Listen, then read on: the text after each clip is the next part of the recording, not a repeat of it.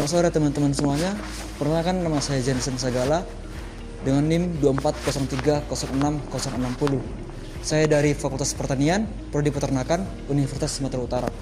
Sekarang saya sudah berada di lokasi peternakan, yaitu di PT Triple S, yaitu dengan kepanjangan Semalam Sukses Sejahtera.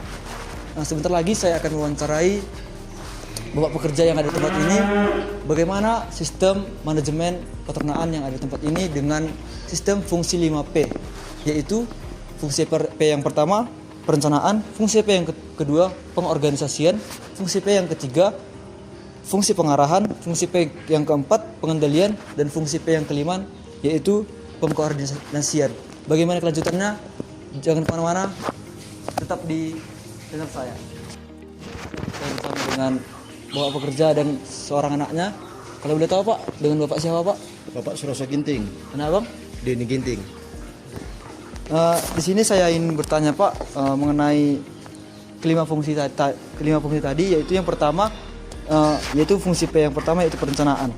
Nah, pertanyaan pertama Pak, apa tujuan utama dari peternakan ini dalam jangka pendek maupun jangka panjangnya?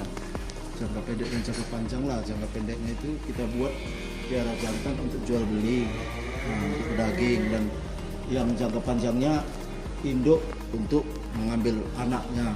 Oh gitu ya Pak. Terus nanti Pak hasil dari produksi ini Pak mau dikemanakan ini Pak semuanya Pak?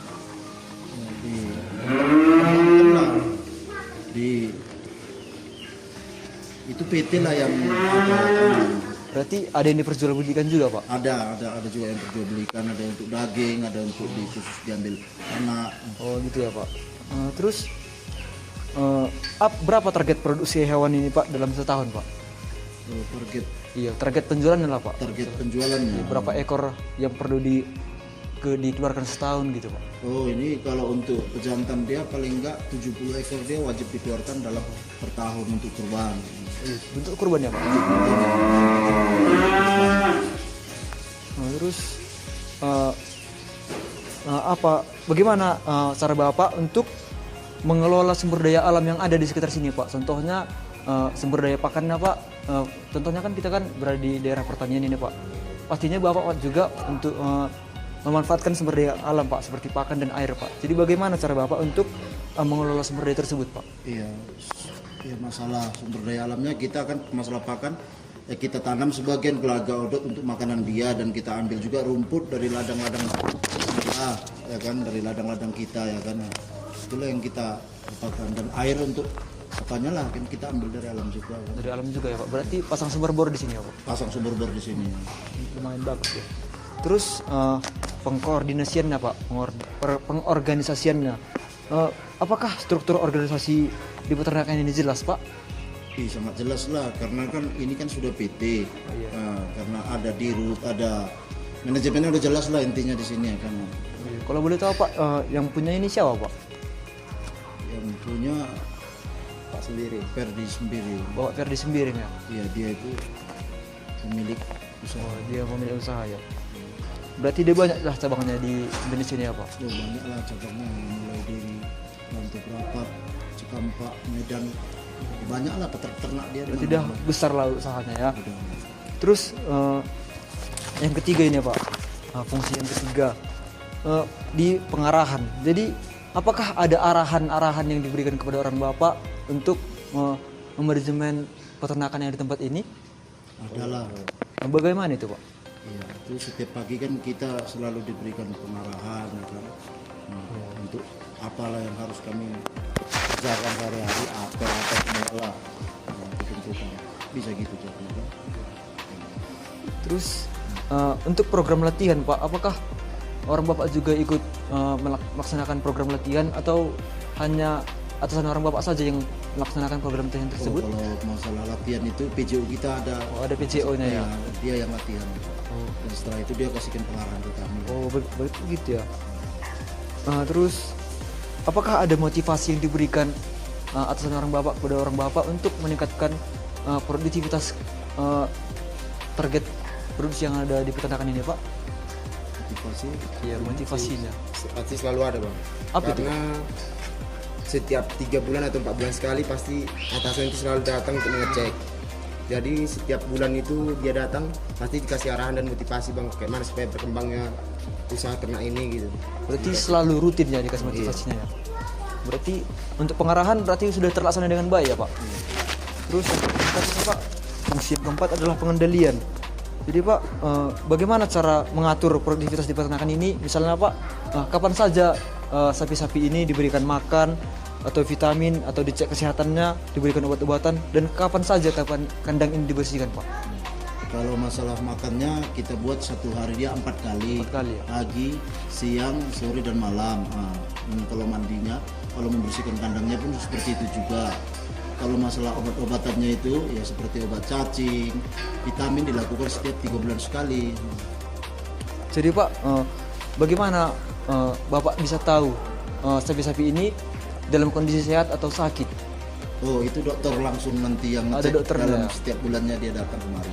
Oh, berarti kalau Bapak misalnya ada yang aneh dengan sapi-sapi ini, apakah Bapak tahu itu dia sapinya sedang sakit atau enggak Pak? Tahu, itu sangat tahu karena sering udah dikasih tahu gejala-gejala penyakitnya, udah dikasih tahu sama dokter mata kita.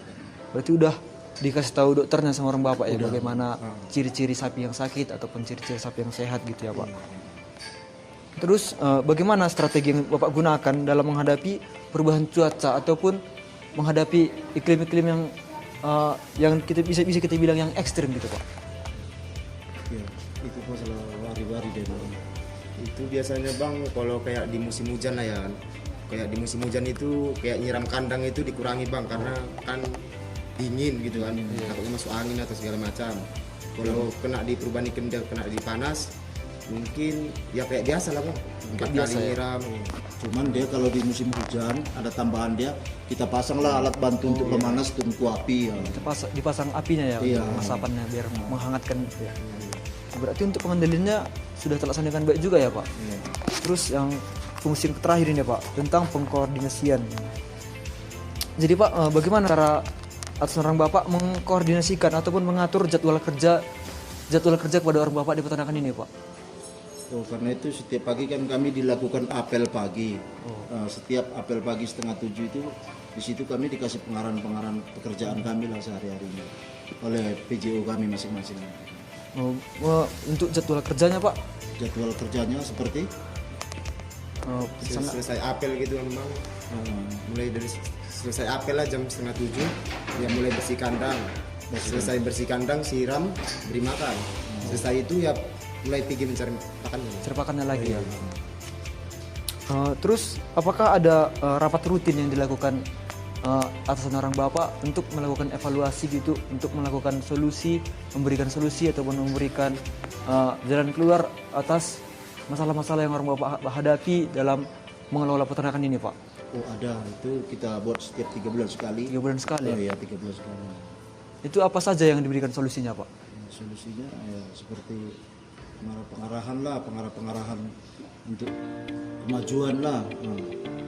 Ini bagi jawabannya. Ya, kemajuan untuk perkembangan lembu selanjutnya. Berarti diberikan arahan lagi ya? Iya, arahan. Nanti kan sama atasan ditanya apa kurangnya, Iya. kendalanya di mana. Nanti kami sebagai bawah ginang bekerja di lapangan, kami beritahu. Nanti setelah kami beritahu, nanti orang itu mencari solusi. Oh, berarti sudah terlaksana lah berarti bagaimana sistem rapat ini ya Bang ya? Sudah. Oke. Berarti itu aja ya Bang, itu aja Pak pertanyaan-pertanyaan tadi. Maaf mengganggu waktunya Pak. Saya ucapkan baik, terima kasih Pak. Baik teman-teman semuanya, untuk kesimpulan wawancara tadi, semuanya kelima fungsi tadi tersebut sudah terjalan dengan baik di peternakan ini, di mana dia sudah ada rencana awal, di mana berapa target produksi yang tercapai, apa strategi awalnya, dan yang kedua juga sudah terlaksana, di mana yaitu fungsi yang kedua tadi adalah pengorganisasian. Dia katakan Bapak tadi, pengorganisasinya sudah pasti jelas karena ada yang punya, ada mandornya juga, ada PSG-nya juga, dan ada pekerjanya juga. Dan yang tiga juga pengarahan sudah terlaksana juga, di mana atasan mereka sudah memberikan pengarahan kepada mereka bagaimana caranya untuk melaksanakan, untuk memanajemen peternakan ini menjadi lebih baik lagi. Dan yang fungsi P yang keempat adalah pengendalian. Pengendaliannya juga orang bapak ini tadi juga sudah melaksanakan pengendalian terhadap ternak ini, di mana sudah mengecek kesehatan, kapan memberi pakan, kapan memberikan obat-obatan, kapan pembersihan kandang, kapan pembersihan sapi-sapinya juga. Jadi untuk pengendalian ini sudah terlaksana dengan baik. Dan yang terakhir ada pengkoordinasian. Untuk pengkoordinasian ini tadi, untuk pengkoordinasian ini sudah terlaksana dengan baik juga, di mana atasan mereka sudah melakukan rapat dengan mereka, yaitu untuk memberikan solusi kepada mereka atas apa kendala, atas masalah-masalah yang mereka hadapi dalam mengelola peternakan ini. Jadi untuk kelima fungsi P tadi tersebut sudah terlaksana dengan baik, dan saran dari saya perlunya peternakan ini dikembangkan menjadi lebih besar lagi, sebab ini adalah PT besar. Jadi tidak baik jikalau PT besar tidak dimanfaatkan dengan sebaik-baiknya. Itu saja hasil wawancara dan saran dari saya. Atas perhatian dan bersamanya saya ucapkan banyak terima kasih.